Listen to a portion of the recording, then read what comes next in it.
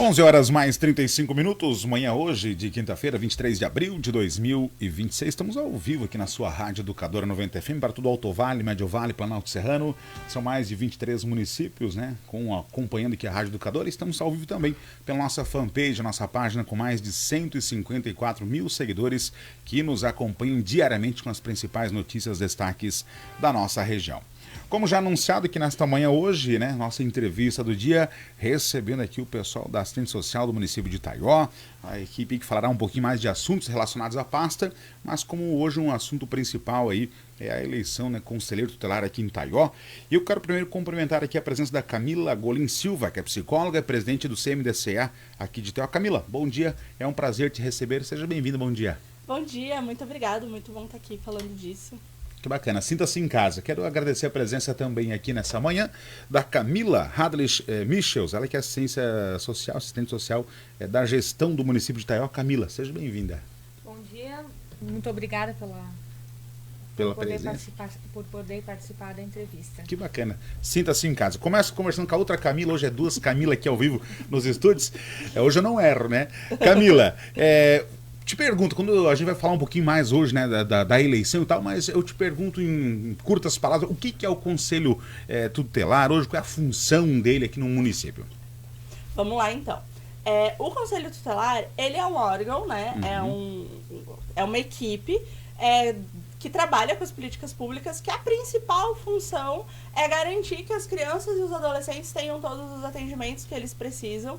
E o foco principal, além da fiscalização, porque assim, o Conselho Tutelar ele tem a função de fiscalizar todas as outras políticas públicas que atendem crianças e adolescentes.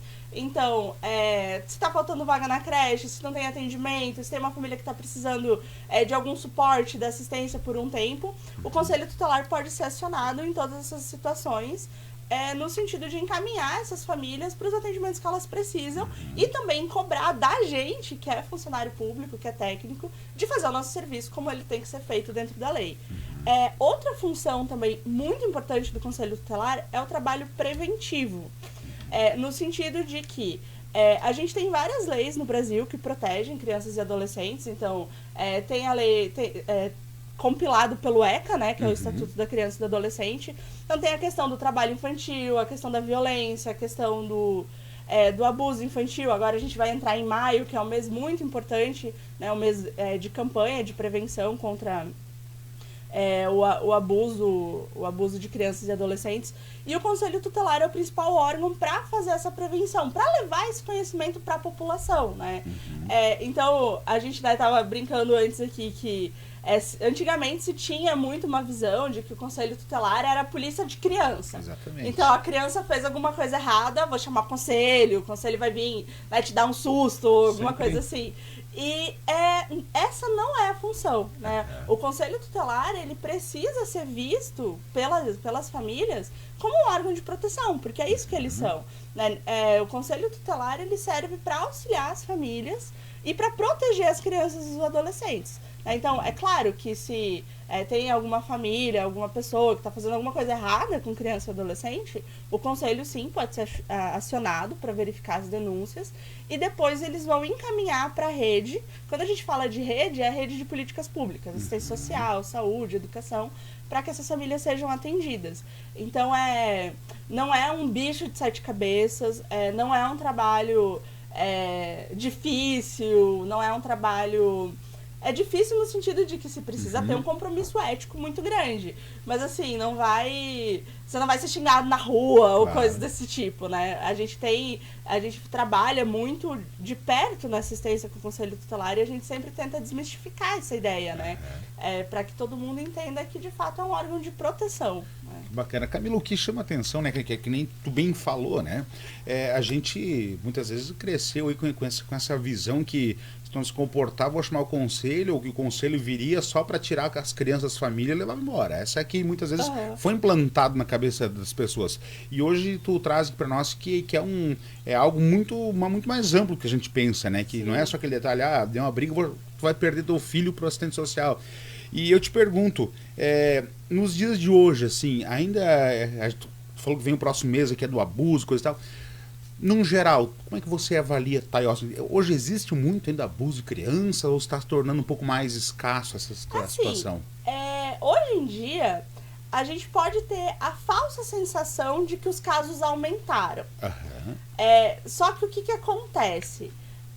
Não é que os casos aumentaram, é que aumentaram as formas de denunciar. Entendi. Então, antigamente, a gente tinha muitos casos que as famílias não denunciavam, não buscavam suporte, às vezes tinha aquela ideia naturalizada que era assim mesmo. Então, hoje em dia, quando a gente olha para as estatísticas, e aí não especificamente do nosso município, mas do Brasil como um todo, a gente vê que tem um aumento de casos nos últimos anos. Mas é porque as pessoas têm mais informações e as pessoas denunciam mais, né? Então, assim, o nosso município é relativamente tranquilo. Que bom. Né? A gente não tem casos extremamente graves com uma frequência muito grande. Mas a gente tem, sim, algumas situações delicadas que precisam de atenção, tanto dos profissionais que estão no conselho, quanto da gente que trabalha na assistência. Não dá pra gente dizer que não tem. Mas, ao mesmo tempo, até por ser uma cidade pequena, a gente consegue fazer um trabalho preventivo bacana. Então, a gente tem, sim, casos complicados, casos graves, mas não são números absurdos e não são números muito altos, né? Bacana. Camila, a gente falava até um pouquinho antes aqui, que ainda existe esse mito, assim, porque teve na última gestão, por exemplo, que não se encontrava pessoas que queriam se candidatar para ser um conselheiro tutelar. Sabendo-se que hoje a remuneração é boa, assim falando, né?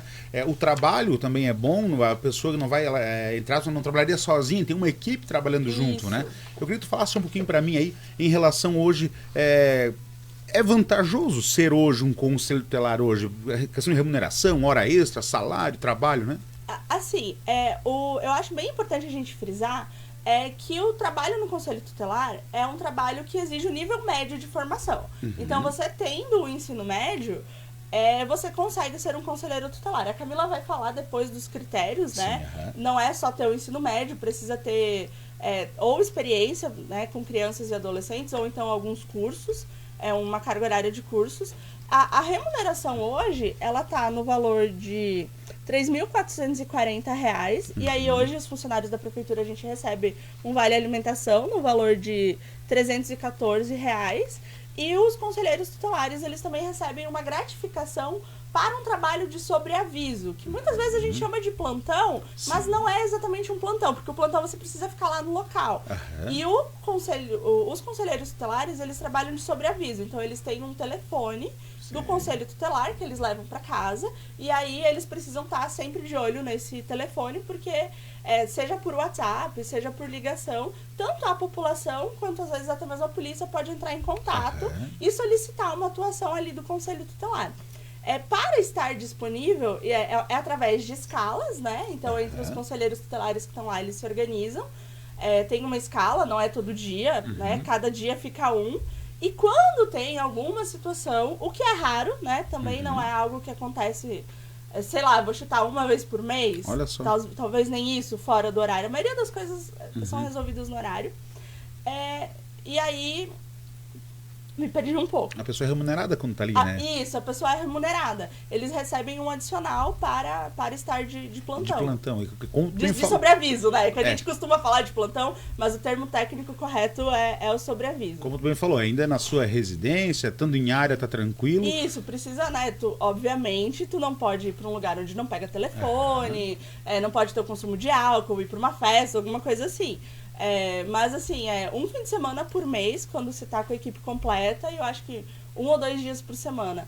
E aí uma coisa que tu comentou é que, de fato, a gente tem dificuldades de encontrar pessoas que querem ser conselheiros tutelares aqui na cidade. Eu acho que muita gente tem essa visão mais preconceituosa de que é uma polícia de criança, que é um trabalho perigoso.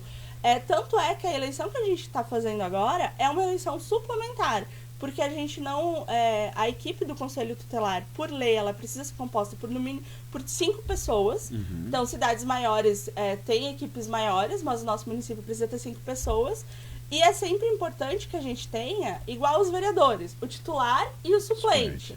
E aí, na última eleição que a gente teve 5 titulares e uma suplente. Aí uma pessoa, 2 pessoas, no caso... se desligaram do conselho, e aí hoje a equipe está trabalhando com 4 conselheiros e a gente não tem nenhum suplente. Então, o objetivo da nossa eleição, dessa eleição suplementar, é que a gente tenha uma pessoa que vai ser contratada como conselheira tutelar, e o ideal seria que a gente tivesse outros 5 suplentes, né, para caso nos próximos 2 anos outras pessoas se desliguem, a gente tenha quem chamar, ou então para cobrir férias, enfim, para que a equipe sempre esteja completa. Que bacana. Camila, a gente falou um pouquinho mais, né, do que é o conselho, até a Camila explanou muito bem algumas dúvidas, né? E eu te pergunto, quem hoje acompanha nós tanto pela internet, pela rádio, entendeu, gostou da ideia, talvez está até precisando, quem sabe que hoje é uma remuneração muito bacana, falando aí de remuneração, né? É muito difícil a documentação, pode nos trazer um pouquinho mais dessa ideia, o que a pessoa necessita para hoje estar aí sendo um conselheiro? Da questão da documentação para ser conselheiro tutelar, né? Ela é prevista no Estatuto da Criança e do Adolescente e na nossa Lei 3.350, que é a lei que estabelece, né, o Conselho Tutelar no município. E o que precisa, né? A pessoa precisa ter idade superior a 21 anos, ter reconhecida idoneidade moral. Dentro do edital, né, existe uma declaração de idoneidade moral, né, que a pessoa vai assinar uma declaração, ter residência no município. Essa residência no município, o que é? 3 meses antes do edital, né, da publicação do edital. A publicação do edital aconteceu em março de 2026, então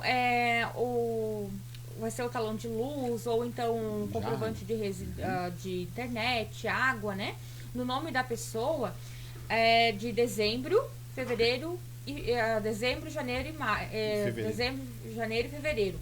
Precisa ser nesses 3 meses ali o talão de luz, ou da internet, ou qualquer comprovante de residência que diga que aquela pessoa mora nesse endereço ali, porque precisa ser, o conselheiro tutelar tem obrigatoriedade de ser da comunidade, né, do município de Itaió, precisa ser uma pessoa comunitária, né. Precisa ser exigido, né, a experiência mínima na área de defesa e garantia dos direitos da criança e do adolescente. Então, é a atuação de um mínimo de 1 ano. Não é, eu trabalhei na igreja com alguma coisa, não é essa experiência. É na defesa dos direitos da criança e do adolescente, né. No intuito seria trabalhar com... Ou que trabalhou no Conselho Tutelar, ou que trabalhou com alguma ONG, no CRAS, ou em alguma outra atividade, diretamente na questão de defesa e garantia dos direitos da criança e do adolescente, ou então possuir, né, cursos de 80 horas no sentido da defesa e garantia dos direitos da criança e do adolescente, né? Esses cursos são fáceis de encontrar também, tu encontra online eles para fazer gratuitamente. No próprio site do Ministério do Desenvolvimento Social e Combate à Fome, que é o que engloba, né, o ministério que engloba toda a assistência social, tem vários cursos gratuitos, né? E 80 horas é um curso aí que dá para fazer numa semana. Então é rápido de conseguir o certificado do curso também, né? Aí tem a questão de não ter, né, antecedentes criminais. Aí vai pedir as certidões de antecedentes, né, estadual, federal, né? De não ter crimes eleitorais, de quitação eleitoral. E daí se é um candidato masculino, daí tem que ter aquela carteira de reservista. Carteira de reservista, né? E toda a documentação, identidade, CPF. O que a gente pede, né? Para quando a pessoa vai fazer a inscrição, que ela está sendo feita na Secretaria de Assistência Social, amanhã é o último dia de prazo, inclusive, que a pessoa leve toda a documentação impressa já. E já leve de preferência, né, os anexos que estão aqui, né, preenchidos de dedicação exclusiva e o de idoneidade moral preenchido já, e a ficha de inscrição preenchida também, porque já poupa trabalho para a pessoa também, e a gente só confere se está a documentação correta, que já facilita, né, porque daí senão a gente tem que ficar lá procurando, tem aqui, às vezes a gente não tem... Às vezes não tá eu lá, ou às vezes não tem alguém que tenha mais agilidade para fazer a inscrição. Então a gente só confere com o edital e vê se tá tudo ok. já levar tudo bem certinho. Bacana, Camila. E quem nos acompanha, tanto pela rádio, pela internet, para ser um conselheiro, tem uma idade mínima, idade máxima para exercer essa função? Idade máxima não é falado, né? Mas a idade mínima é 21 anos, né? Tem que ter no mínimo 21 anos para ser conselheiro tutelar. E daí tem que ter o ensino médio. E outra questão que a gente vê muitas vezes, a pessoa tem ensino superior e ela acaba esquecendo de trazer o comprovante do ensino médio. Ele também é uma exigência que tenha que ter o comprovante do ensino médio. Mesmo que tu traga o teu diploma do ensino superior, é importante que traga o diploma do o histórico escolar do ensino médio junto. Hoje, se alguém tiver alguma dúvida, pode entrar em contato com vocês, ir até na assistência, como é que funciona? Pode procurar a gente lá na Secretaria de Assistência Social, a gente está disponível. A gente não tem um telefone específico do CMDCA, né, para essas questões, mas na secretaria a gente está sempre lá. Das 8 ao meio-dia, da 1h30 às 5h30, tem sempre alguém lá que pode estar esclarecendo eventuais dúvidas que venham surgir com a questão do edital. E esse edital, ele tá publicado no site da prefeitura, né? Então, é bem tranquilo de vocês encontrarem. E aí, essas declarações que a Camila falou são as últimas páginas do edital, que elas têm que ser preenchidas e assinadas, né? Não é algo que alguém pode fazer pela pessoa, tem que ser de próprio punho. Que bacana. Camila, eu já te pergunto, a gente, né, falou então desse evento que acontecerá aí. Eu te pergunto, né, como é que tu poderias nesse momento assim trazer para que a população tenha interesse? Uma pergunta que eu quero te fazer. A pessoa, para ser suplente, ela fica como suplente, ela pode exercer outra função ou ela, tipo assim, ela não é remunerada, mas ela pode, tipo, eu não fui chamado, não deu certo, eu vou ficar como suplente, eu posso trabalhar no mercado, por exemplo? Sim, claro. Assim, a partir do momento que você é convocado para assumir como conselheiro tutelar, é uma profissão de dedicação exclusiva. Tá. Você não pode ter outro trabalho. Mas quando você está como suplente, você continua no trabalho que você já tem, normalmente. E aí, caso seja preciso, a prefeitura vai te convocar, né? E aí você assume. Aí, nesse momento de assumir também é dedicação exclusiva. Né? Mas assim, quem tem interesse para conhecer como é que saber, né, participar de todas as etapas da eleição e tudo mais, e ficar como suplente é bem tranquilo. Você vive normalmente, né, tem o teu trabalho, tua função, exerce tua função remunerada ali, e aí quando você for chamado, se você optar por atuar como conselheiro tutelar, aí não pode ter outra profissão. Que bacana. É importante colocar também a questão aqui que ele é uma eleição indireta. Então, o que significa isso? Ela não é uma eleição feita com urnas, né? Essa eleição. Como se trata dos 2 últimos anos de mandato desse conselho, né? Quem for eleito vai trabalhar apenas 2 anos. Geralmente, a eleição do conselho tutelar é 4 anos, como os mandatos de prefeito, de presidente, de deputado, de vereador, enfim, né? Mas, nesse caso, ela pode ser feita indireta. E quem vai fazer a votação são os membros do Conselho Municipal dos Direitos da Criança e do Adolescente. Ela é uma eleição direta. Então, vai ser feito uma capacitação, são 2 dias de capacitação, que vão acontecer ali nos dias... Deixa eu pegar aqui. A capacitação obrigatória vai ser no dia 2 e no dia 3 de maio. Então, assim, essa é uma coisa que a gente fala que, eu tenho curso, mas eu nunca trabalhei. Fica tranquilo, né? É uma obrigação do Conselho Municipal dos Direitos da Criança e Adolescente fornecer capacitação para os candidatos do Conselho Tutelar e para as pessoas que forem eleitas depois. Então, além do processo, né, as pessoas vão fazer a inscrição, as inscrições encerram amanhã. Aí depois das inscrições, a gente vai ter essa capacitação, então, nos dias 2 e 3 de maio, um sábado e um domingo, então a pessoa vai ter essa capacitação. Após essa capacitação é feita uma prova, né, uma prova objetiva que vai ser realizada no dia 17 de maio, e vão estar aptos para concorrer à eleição quem tiver a nota mínima nessa prova. Porque também isso também está tudo... É uma legislação federal. A gente precisa garantir que as pessoas tenham um mínimo de entendimento do que elas vão desempenhar ali na função. Né? E aí, após essa prova objetiva, a gente a comissão do CMDCA vai fazer uma entrevista com todos os candidatos aptos. As entrevistas vão acontecer no dia 26 de maio. E aí, após essa entrevista, é que o Conselho da Criança e do Adolescente, os membros do Conselho vão eleger, então, os conselheiros tutelares. Que bacana. Camila, agora são 11h57, nós temos um pouco limitado, poderíamos ficar aqui muito mais tempo falando, porque é um assunto bacana e que com certeza aí a gente teremos muito para o que falar ainda, né? Eu quero aqui deixar o espaço para suas considerações, se quiser agregar mais algum assunto, mais algum recado, e também que você reforçar esse convite para o pessoal, aproveite, porque com toda certeza é uma grande oportunidade, né, de estar ingressando aí numa pasta tão importante no município como é hoje um conselheiro tutelar. Obrigado pela sua presença, o espaço é seu. Obrigada, Aristeu. Obrigada, ouvintes. E seria isso, né, que a gente teria para colocar. Quem se sentir à vontade, né, venha, não tenha medo. Vai ter a capacitação, vai ter conhecimento.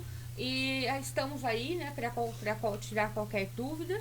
E as inscrições vão até amanhã. Quem tiver dúvida, estamos na Secretaria de Assistência Social para qualquer esclarecimento. Que bacana, obrigado. Obrigada. Quero agradecer a presença também aqui da Camila Golim Silva. Camila, obrigado pela sua presença, foi um prazer conversar com você. Eu quero que vocês retornem mais vezes também para falarmos assuntos relacionados a essa pasta tão importante quando se fala em assistência social do município de Itaió. Deixe o espaço para suas considerações, se quiser agregar mais um assunto, e reforce o convite para o pessoal aí, vá para as eleições, faça aí e torne-se um conselheiro aqui no município de Itaió. Certo, muito obrigada. Eu agradeço a oportunidade. Como deu para notar, é uma coisa que a gente gosta muito de falar sobre o nosso trabalho, né? Para mim é sempre bem importante ter esses espaços. E assim, o que eu deixo de mensagem, digamos assim, quem tem vontade de entender um pouco mais como que são as leis para criança e adolescente, quer saber um pouco mais como é a realidade dos atendimentos aqui no nosso município, essa é uma excelente oportunidade, né? Não precisa ter medo, tem uma equipe já, né? Já temos 4 conselheiros tutelares que estão lá, alguns deles estão lá há bastante tempo, sabem como o trabalho funciona. A gente tem as equipes da assistência que a gente trabalha muito próximo com o Conselho Tutelar, a gente está sempre junto também.